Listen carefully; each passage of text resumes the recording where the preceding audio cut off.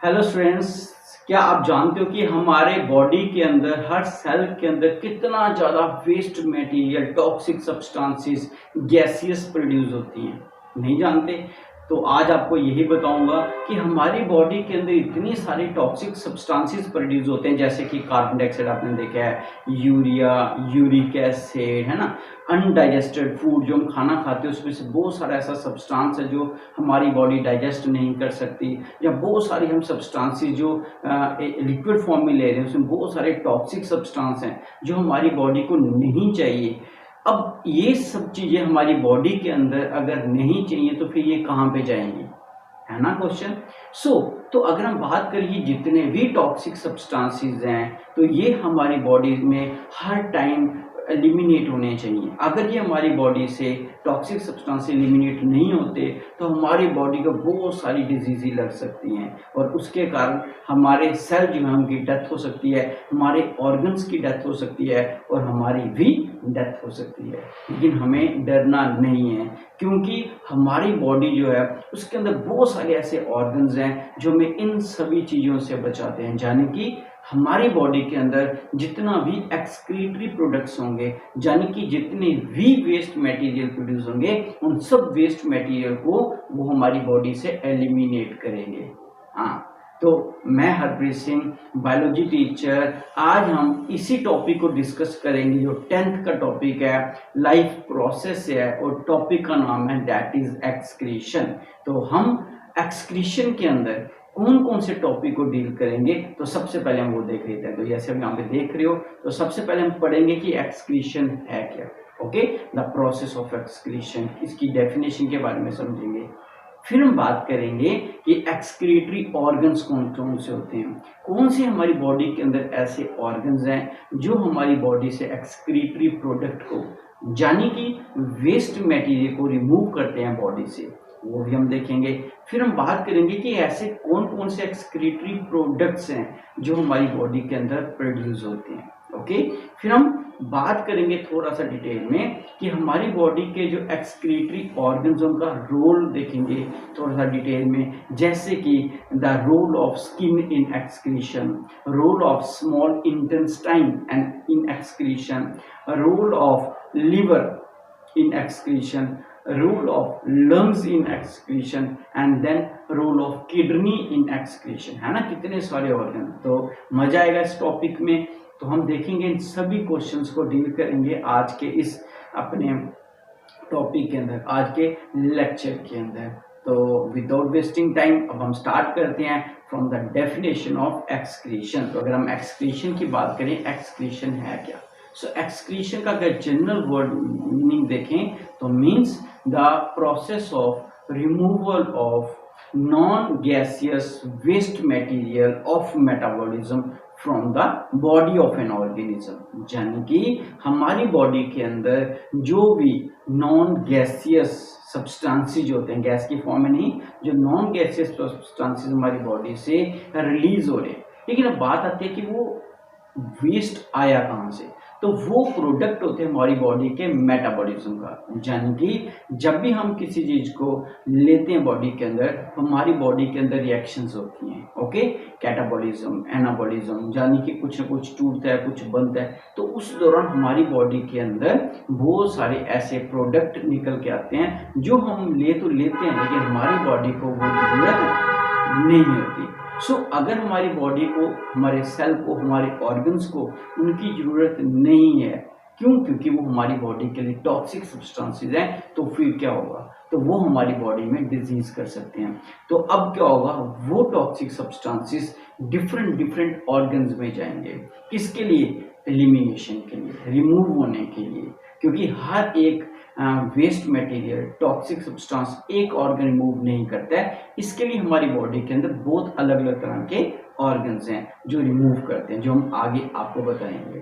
ठीक है, तो इसका मतलब क्या हो गया कि हमारी बॉडी से वेस्ट मटेरियल जो है, टॉक्सिक सब्सटेंसेस जो हैं, उनको जो मेटाबॉलिज्म का प्रोडक्ट था रिमूव करना बॉडी से, that process is called as excretion.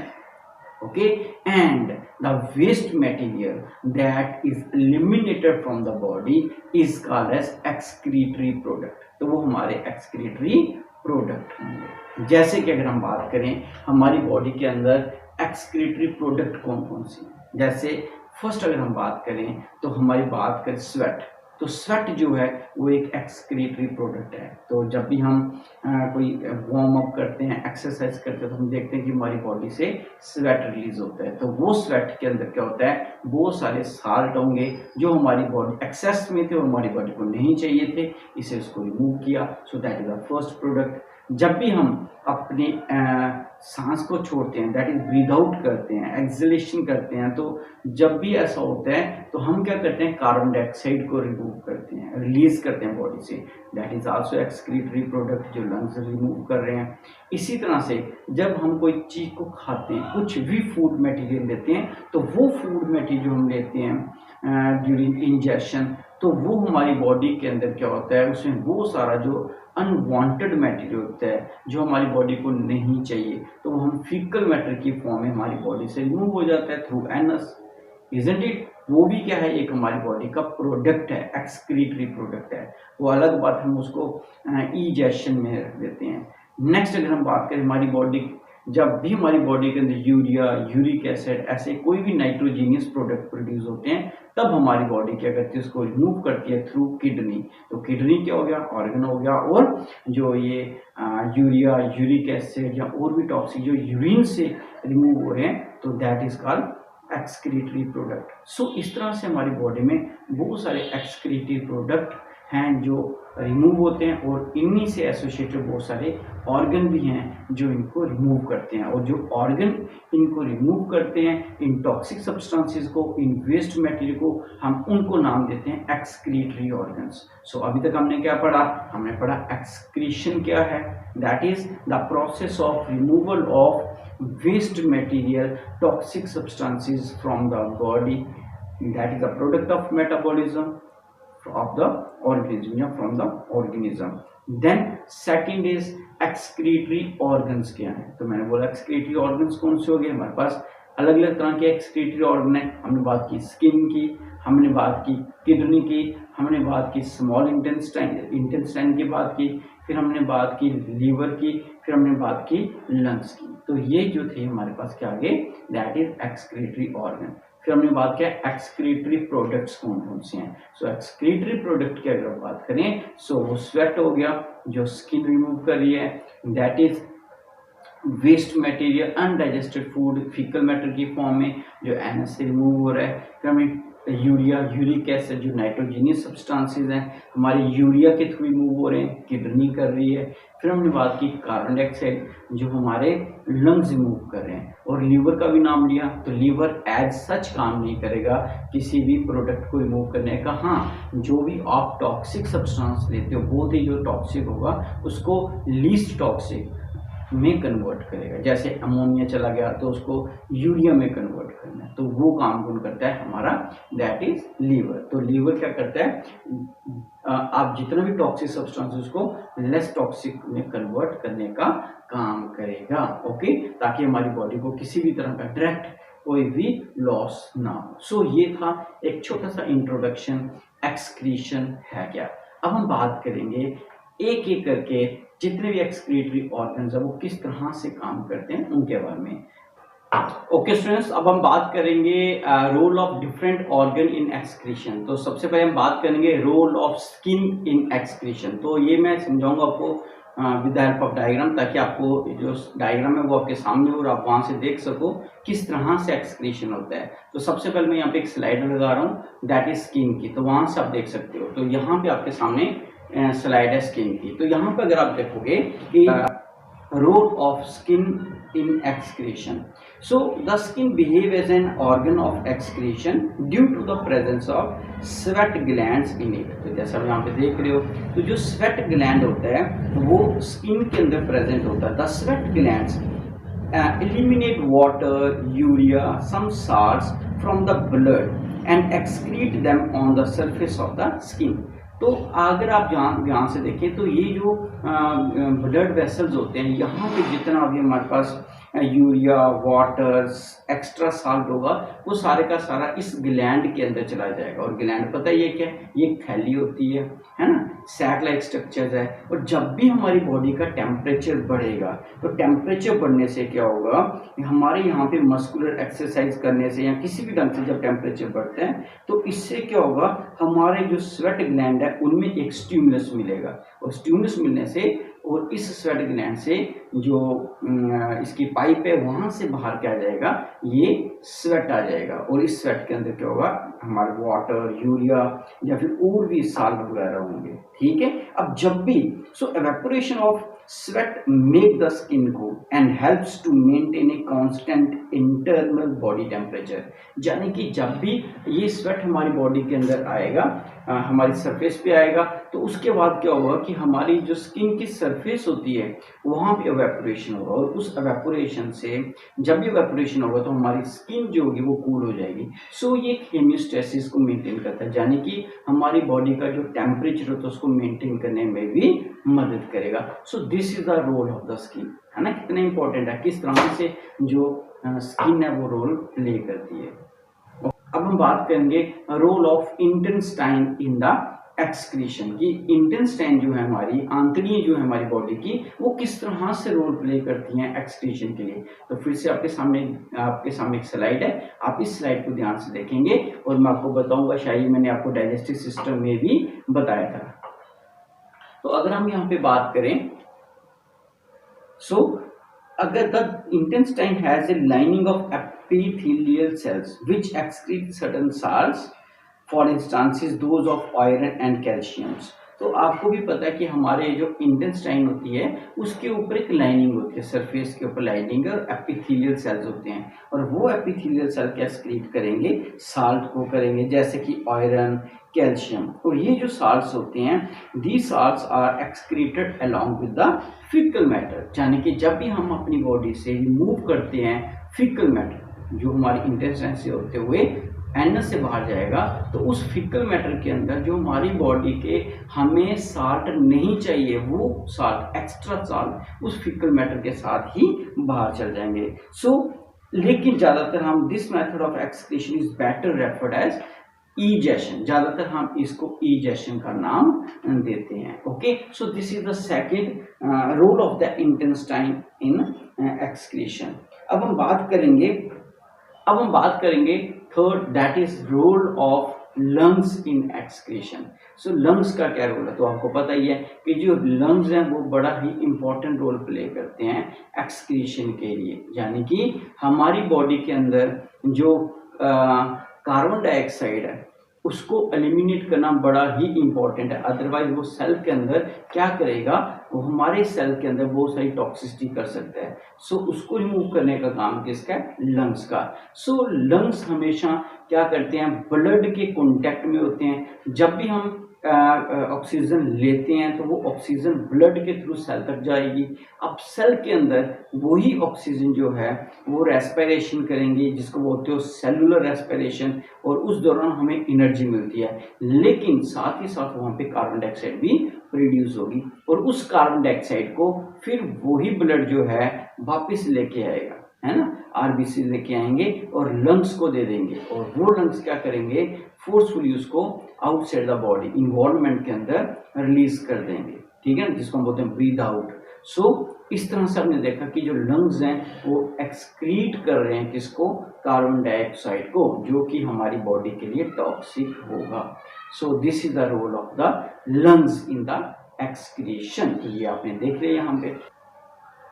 अब हम बात करेंगे liver. Liver as an excretory organ. तो अगर हम बात करें लीवर की, लीवर एक हमारा आप बोल सकते हो एसेंशियल एक्सक्रीटरी ऑर्गन नहीं है, it is accessory excretory organ. यानी कि ये डायरेक्ट कोई रोल प्ले नहीं करता है एक्सक्रीशन के अंदर, ये इनडायरेक्ट रोल प्ले करता है। वो किस तरह से, अब हम जानते हैं कि अमोनिया जो है हमारी बॉडी के अंदर बहुत ही ज़्यादा टॉक्सिक है, और अगर अमोनिया हमारी बॉडी में हो तो शायद हम सर्वाइव भी ना कर पाएं। ऐसी कंडीशन में जब भी कोई बहुत ही ज़्यादा टॉक्सिक सब्सटेंस होगा हमारी बॉडी के अंदर, तो लीवर क्या करता है, कार्बन डाइऑक्साइड के साथ इसको कन्वर्ट करता है किसके अंदर, यूरिया के अंदर। अब ये जो यूरिया है ये इतना ज़्यादा टॉक्सिक नहीं है। सो अब ये यूरिया जो होता है ये ब्लड के थ्रू किडनी में पहुंचेगा और किडनी जो है इसको रिमूव करेगी थ्रू यूरिन। तो यूरिन की फॉर्म में इसको बॉडी से रिमूव किया जाएगा। तो है ना इंपॉर्टेंट। तो अगर अमोनिया होता तो शायद ये बॉडी से रिमूव नहीं होता, और ये इतना ज़्यादा टॉक्सिक है कि थोड़ी सी मात्रा में भी हमारी बॉडी के अंदर हमारी डेथ तक कर सकते हैं। आगे समझ। इसी तरह से हमारी बॉडी के जो हेमियोग्लोबिन होते हैं आरबीसीज के अंदर, जब वो डेड आरबीसीज होते हैं उनके हेमियोग्लोबिन को भी ब्रेक डाउन करना और उसको बॉडी से निकालना थ्रू फीकल मैटर, ये भी काम किसका होता है? लीवर का ही रहेगा। तो इट मीन्स लीवर जो है वो एक एक्सेसरी ऑर्गन है, डायरेक्टली बॉडी से रिमूव नहीं करेगा किसी भी टॉक्सिक सब्सटेंस को, लेकिन हाँ वो कन्वर्ट करके फिर दूसरे ऑर्गन के थ्रू उसको रिमूव करेगा। सो ये थे हमारे most important excretory organs. Okay students, अब हम बात करेंगे एक्सक्रीटरी प्रोडक्ट्स। तो कौन कौन से ऐसे एक्सक्रीटरी प्रोडक्ट्स हैं, एक्सक्रीशंस हैं जो हमारी बॉडी से हम डेली रिमूव करते हैं। तो एक एक करके देखेंगे हम। तो सबसे पहले आप स्क्रीन पे देखोगे, that is carbon dioxide, second water vapours, third sweat, then fourth urea, fifth uric acid, ammonia, then bile pigments, and last unwanted mineral salts dissolved in urine or sweat or fecal matter or feces। सो ये कुछ हमारे excretory product हैं जो हमारी body से remove होने ही चाहिए। अगर नहीं होंगे तो हमें किसी न किसी तरह से टॉक्सिसिटी हो सकती है और हमें डिजीज भी हो सकती है। सो अब इसके बाद हम बात करेंगे सबसे इम्पॉर्टेंट जो हमारा एक्सक्रीटरी ऑर्गन है, जहाँ एक्सक्रीशन करने में मदद करता है, नाइट्रोजीनियस वेस्ट को रिमूव करता है, दैट इज द किडनी।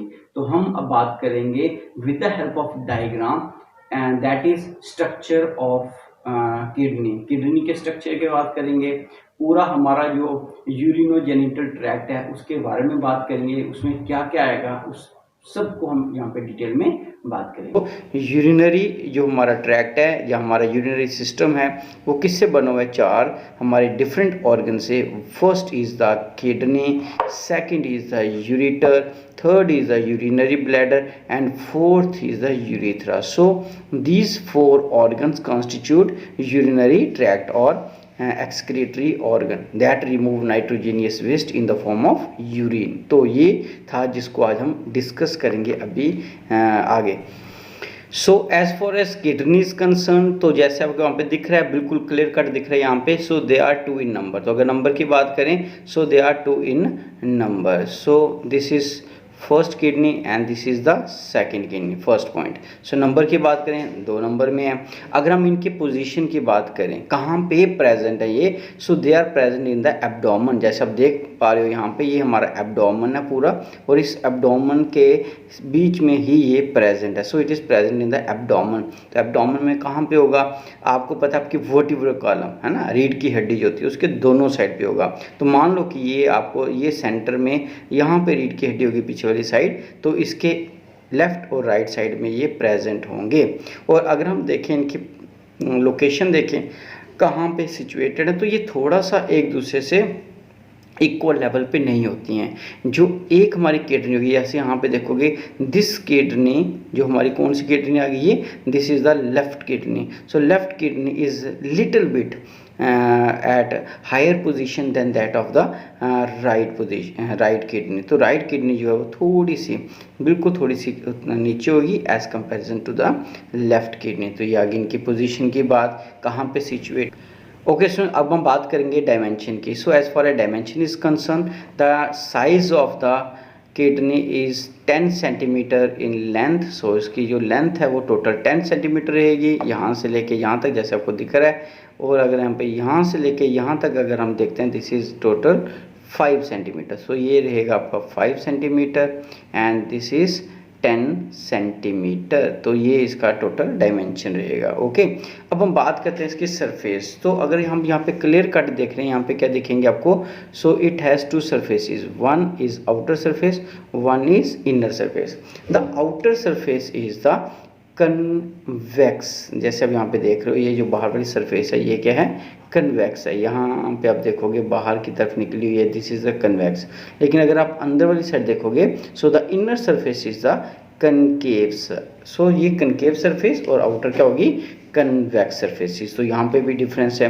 अब अगर हम कन्वेक्स वाली साइड देखेंगे तो हमें कुछ इतना ज़्यादा दिखेगा नहीं, लेकिन हाँ अगर अंदर वाली साइड देखेंगे तो यहाँ पे आपको क्या दिखता है, एक हाइलम, दैट इज़ अ खड्डा सा दिखेगा आपको, and that is called hilum. तो हम इसको क्या नाम देते हैं, हाइलम। दो outer surface of the kidney is convex and the inner surface of the kidney is concave. On the concave side there is a longitudinal opening called as hilum. तो मैंने पहले बोला यहाँ पे आपको क्या दिख रहा है, एक लॉन्गिट्यूडनल ओपनिंग दिख रही है, और इस लॉन्गिट्यूडनल ओपनिंग को हम बोलते हैं दैट इज हाइलम। क्या बोलेंगे इसको, हाइलम। तो यहाँ पे मैं लिख देता हूँ हाइलम, इसकी ये लॉन्गिट्यूडनल ओपनिंग आ गई, और यही लॉन्गिट्यूडनल ओपनिंग है, हाइलम है। यहाँ से जो यूरेटर है वो आपको दिखेगा बाहर की तरफ आते हुए।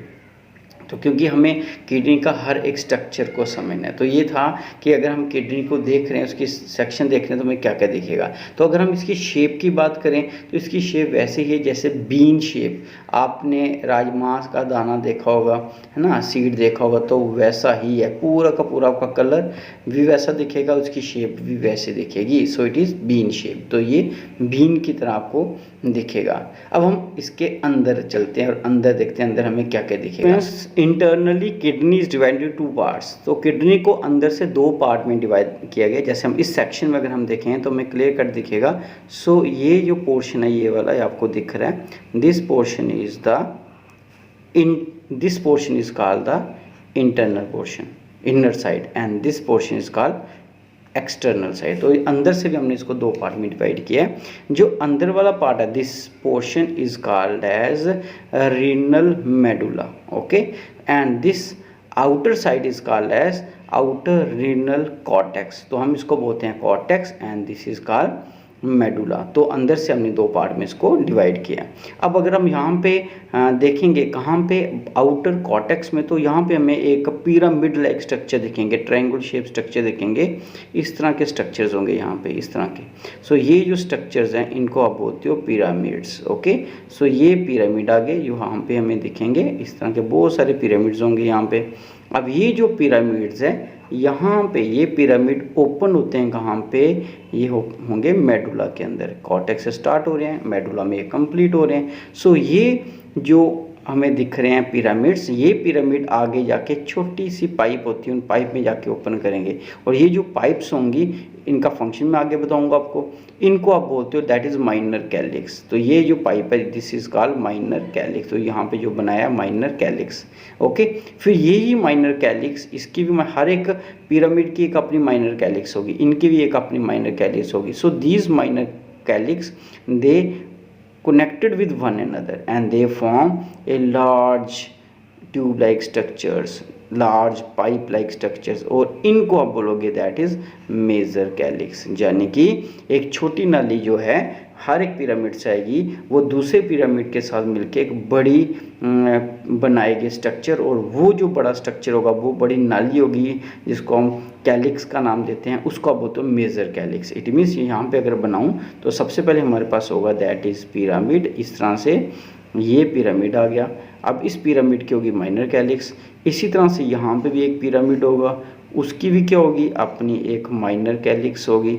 अब ये माइनर कैलिक्स और ये माइनर कैलिक्स आपस में जुड़ेंगी तो क्या होगा, अब वो जो कैलिक्स है वो थोड़ी सी बड़ी हो जाएगी, तो इनको हम बोलते हैं माइनर कैलिक्स। लेकिन ये जो 2 के जुड़ने से बनी, अब इसको बोलोगे मेजर कैलिक्स। ऐसे बहुत सारी मेजर कैलिक्स यहाँ पे देखने को मिलेंगी। अब ये जो मेजर कैलिक्स हैं, सबकी मेजर कैलिक्स आपस में जुड़ेंगी और ये क्या करेंगी, ये एक बहुत बड़ा नाला सा बना देंगे, जिसको आप नाम देते हो रीनल पेल्विस। क्या नाम देते हैं इसको, रीनल पेल्विस। सो रीनल पेल्विस कहाँ से बनेगा, रीनल पेल्विस बनेगा इन्हीं मेजर कैलिक्स के जुड़ने से। जो जगह बनेगी उसको बोलोगे रीनल पेल्विस। सो रीनल पेल्विस का क्या फंक्शन होगा, क्या काम करते हैं, ये हम देखेंगे जब यूरिन फॉर्मेशन होगा, उसमें आपको ये क्वेश्चन समझ आएगा। अभी हम बस इतना समझते हैं कि स्ट्रक्चर क्या है अंदर। तो अभी फिर से एक बार रिवाइज कर लेते हैं। तो मैंने बोला इंटरनली जो किडनी है वो दो पोर्शन में डिवाइड है, एक बाहर वाला पोर्शन है दैट इज एक्सटर्नल, एक इंटरनल।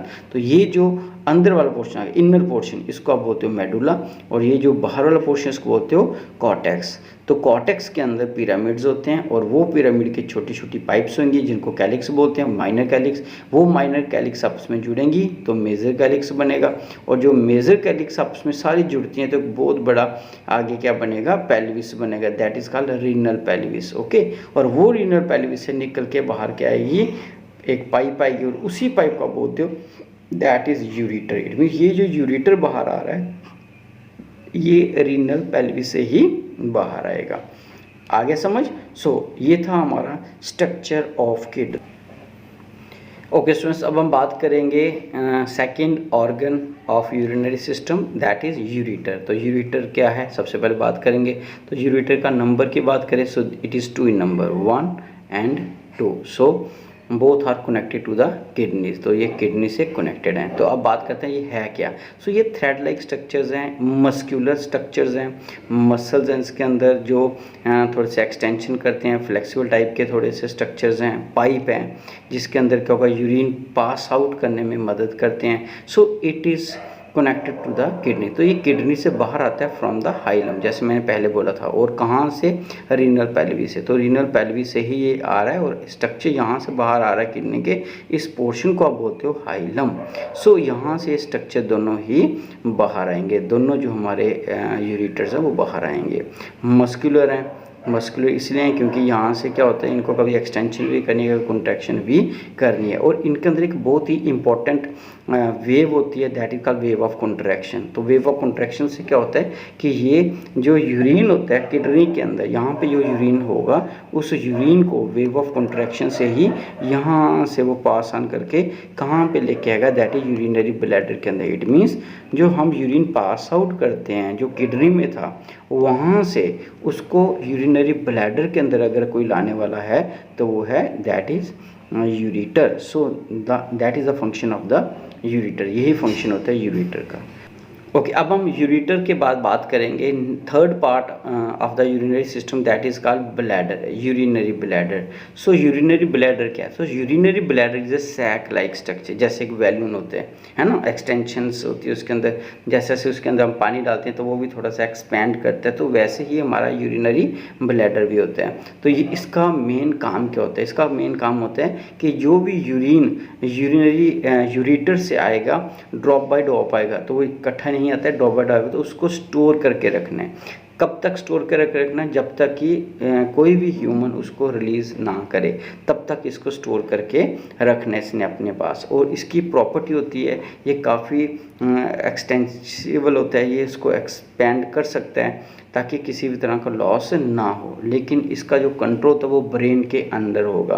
तो जब भी ब्रेन चाहेगा तभी यहाँ से इसके जो स्फिंक्टर्स होते हैं यूरिथ्रा के अंदर वो ओपन करेंगे, तभी हम इसको पास ऑन कर पाएंगे। So this is the function of the urinary bladder. So after urinary bladder, the last part of the urinary system is the urethra. So urethra क्या है? It is a membranous tube arises from the neck of the bladder. तो bladder के neck से ये होता है and conduct urine to the exterior. तो ये हमारे यूरिन को क्या करता है? पास आउट करता है आउटसाइड द बॉडी। ओके, अगर हम बात करें मेल के अंदर तो मेल और फीमेल यूरिथ्रा में थोड़ा सा डिफरेंस होगा। तो जो मेल का यूरिथ्रा होगा वो एज़ कंपैरिजन टू फीमेल वो थोड़ा सा साइज़ उसका बड़ा होगा, लेकिन फीमेल का जो यूरिथ्रा होगा उसका साइज़ छोटा होगा। बिकॉज मेल के केस में जो यूरिथ्रा होता है that pass on to the penis, तो वो पेनिस में जाते हैं, तो वो आउटसाइड द बॉडी ज़्यादा पार्ट है, इसलिए वो वहाँ पे भी आप देखोगे कि जो यूरिथ्रा होता है मेल के केस में वो ज़्यादा बड़ा साइज़ में होगा as comparison to the female. Okay so these are the 4 different organs that constitute urinary system. तो ये 4 हमारे kidney, that is kidney, ureter, the urinary bladder and urethra, ये चारों मिलके ही बनाते हैं हमारे यूरिनरी सिस्टम को, और यही है जो यूरिन पास आउट करने में मदद करते हैं। तो अभी हमने पढ़ा सिर्फ और सिर्फ स्ट्रक्चर कि हमारा यूरिनरी सिस्टम किससे बना है, कौन कौन से ऑर्गन्स हैं, हमारा एक्सक्रीटरी सिस्टम क्या था, है ना, एक्सक्रीशन क्या है, एक्सक्रीटरी ऑर्गन्स क्या हैं, एक्सक्रीटरी प्रोडक्ट क्या हैं। तो जैसे पहले हमने किया था एक्सक्रीशन क्या है, removal of the waste material from the body. फिर हमने वो बात की थी कि एक्सक्रीटरी ऑर्गन्स कौन कौन से थे, हमने बोला स्किन भी एक्सक्रीटरी ऑर्गन है, लंग्स एक्सक्रीटरी ऑर्गन है, हमारे लीवर एक्सक्रीटरी ऑर्गन है। इसी तरह से हमने बात की स्किन जो है वो भी एक्सक्रीटरी ऑर्गन है, किडनी भी एक्सक्रीटरी ऑर्गन है। उसके बाद हमने बात की थी कि कौन कौन से एक्सक्रीटरी प्रोडक्ट्स हैं जो ये रिलीज़ करते हैं। तो हमने बात की कार्बन डाइऑक्साइड को रिमूव किया जाता है, यूरिया, यूरिक एसिड, है ना, सेबेशियस ग्लैंड जो है, या फिर हमारे बहुत सारे साल्ट हैं, स्वेट है, उसको रिमूव किया जाता है, यूरिन को पास आउट किया जाता है, कार्बन डाइऑक्साइड को रिमूव करते हैं। तो ये सारे के सारे एक्सक्रीटरी प्रोडक्ट हैं जो हम बॉडी से रिमूव करते हैं। तो फिर हमने एक बात की कि हमारे जो बॉडी के ऑर्गन्स हैं जैसे स्किन, लंग्स, ये किस तरह से रोल प्ले करते हैं, उसको थोड़ा सा डिटेल में भी हमने डिस्कस किया आज के लेक्चर के अंदर। और एट द एंड हमने देखा कि जो यूरिनरी सिस्टम है सबसे इम्पॉर्टेंट एक्सक्रीटरी सिस्टम है जो हमारे सिलेबस के अंदर है, उसके अंदर हमने देखा कौन कौन से ऑर्गन एसोसिएटेड हैं। तो हमने कहा था उसमें किडनी है, यूरिटर है, यूरिनरी ब्लैडर है और urethra. So these 4 constitute urinary system. तो यूरिनरी सिस्टम क्यों नाम दिया, because it is concern with the formation and elimination of the urine. Okay, so अब नेक्स्ट टॉपिक के अंदर हम डिस्कस करेंगे about the nephron, about the formation of the urine, ये सब क्वेश्चन को हम डील करेंगे। Okay, till then thank you, bye.